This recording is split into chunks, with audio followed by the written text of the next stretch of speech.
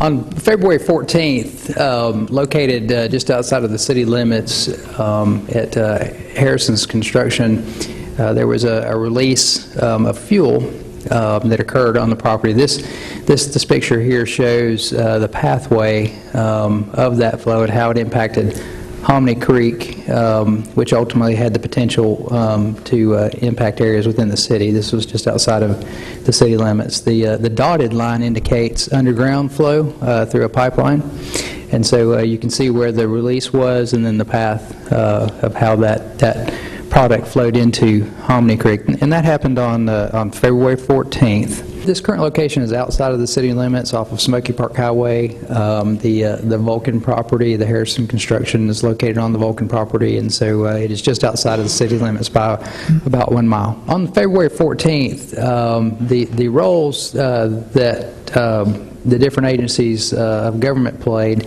in response to this spill, the city of Asheville was called to assist Inca Candler Fire Department in their jurisdiction, working under the direction of Buncombe County Emergency Management. Since it was a large spill, our resources were called to assist. When we arrived on scene, our resources weren't needed at the site, and so our next steps were to place some downstream booms so that as the product had the potential to enter the waterway, that we would try to intercept that as much as possible. We also assisted in a standby mode in case any monitoring needed to occur in that area, either air monitoring or identifying any of the product that might be in the river. The role after the initial spill is mitigated, the emergency part is over. The role turns over to state and federal agencies, being North Carolina Department of Environment, Natural Resources, and then also at the federal level, the EPA.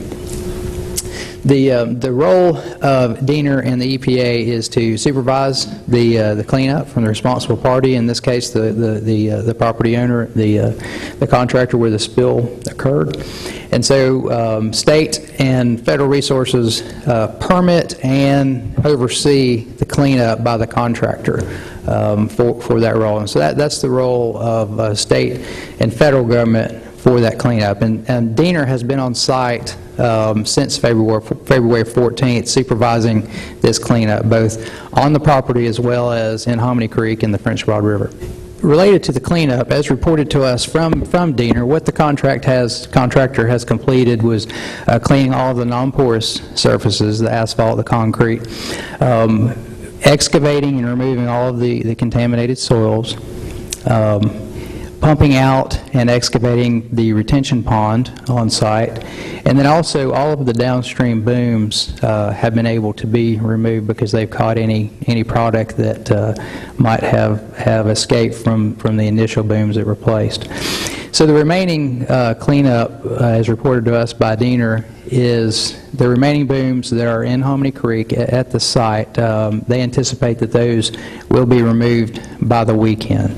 And when the contractors make determinations of whether or not to remove the booms, they're inspected twice daily by DENR personnel.